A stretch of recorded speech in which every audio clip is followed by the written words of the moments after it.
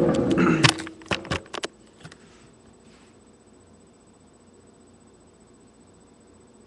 all right, whoops. All right, so I will be reading you, I'll be telling you 5 stories. Um, the first story that I have to tell you, it it is when I was 5 years old, and I had my cousin Patrick over at my house, and he on this given day he brought his dog Samson, who was a big German Shepherd, over to my house, and we were playing in the backyard. And Samson was a good dog. He was an old dog, and he was really nice, but he had like little ticks about him, things that made him angry. And we were playing in the backyard. My mom came out, and she wanted to give Samson a dog treat, a dog bone. And of course, being the young kid I wanted to give him the dog treat. So my mom put the bone in his bowl, and he was eating it. He was enjoying it, and I walked over there, and I wanted to re-give him the bone. I wanted to give it to him, so I took it out of his bone while he was still, or out of his bowl while he was still eating it, and he got a little upset, and he bit me in the thumb, and I don't have the scar, and I actually don't remember which thumb it was, but I remember being able to see the bone in my thumb through the hole, and so it was a pretty big bite. I got a little upset, and that is the last time I try to take Samson's food from him. Onward. What's the next story we have? Okay, it's around the same age I was, and I was probably around like 6, 7-ish, and my brother, who's 6 years older than me, he was about to go to Boy Scouts, and he was in our bathroom putting on his uniform and getting all ready. I remember my dad was in the bathroom with him, I guess helping tie his handkerchief or whatever they wear in Boy Scouts. And I walked in there. I had my child uh, tool kit. It was like plastic tools, screwdrivers, hammers, things of that nature. I walk into the bathroom, and for some reason, whatever possessed me at that given moment, I decided to take my plastic screwdriver and jam it right in his ear. And I believe I popped his eardrum. He could still hear out of that ear, but I believe I popped his eardrum. And all I remember is green goo dripping down his ear. It was really nasty. It's a memory. It's a story I have. Next story. Okay, when I was in elementary school, we put on the annual play.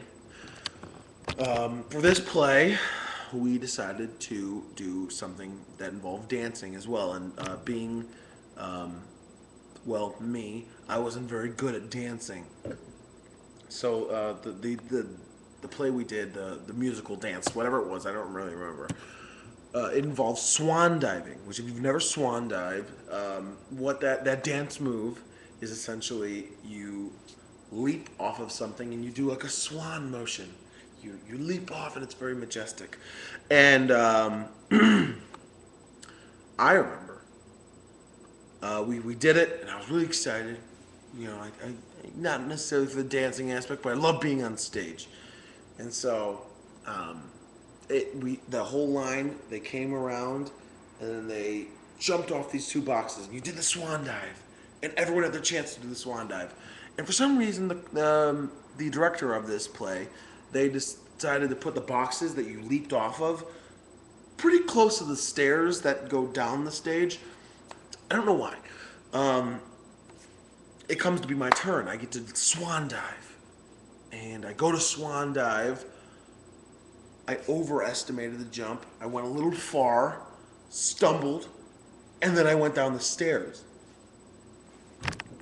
And I was pretty embarrassed. But I do remember not giving too much of a shit because I had a hockey game right afterwards, after the play, that I was really excited to get to. So I didn't even care. I just wanted to get it over with and get to the hockey game. But I do remember falling in front of everyone while trying to swan dive. Damn you, swan dive. Okay. Okay, when I was in junior high, I think, I played in my league's hockey park district hockey league, and it was an inline roller league, and I was voted one year to the All-Star game, and each season, the league is composed of like two grades. So there'd be like a seventh grader and a sixth grader both playing in the same league. So there's older kids and younger kids. And I was one of the younger kids, and I was voted into the All Star game, and I was really excited to be there. I was really excited to play with all like the really really good kids.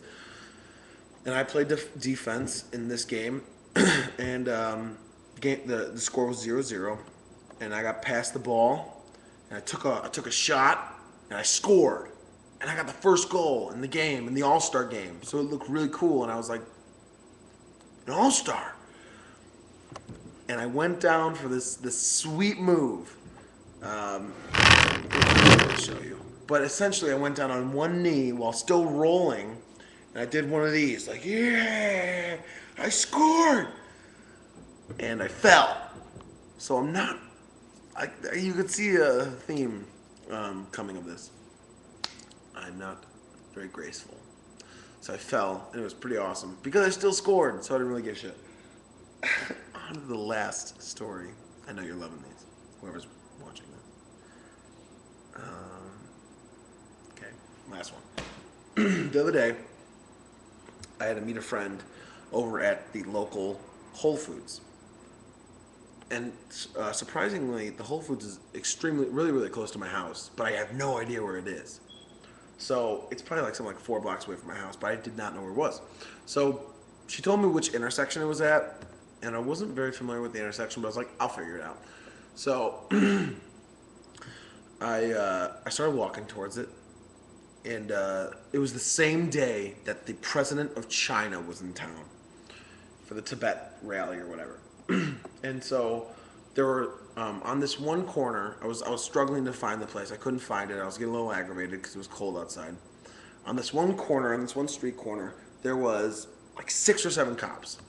And apparently, they were trying to keep the street clear of cars because the president of China was going to be rolling by, and God knows he's not going to be waiting in traffic.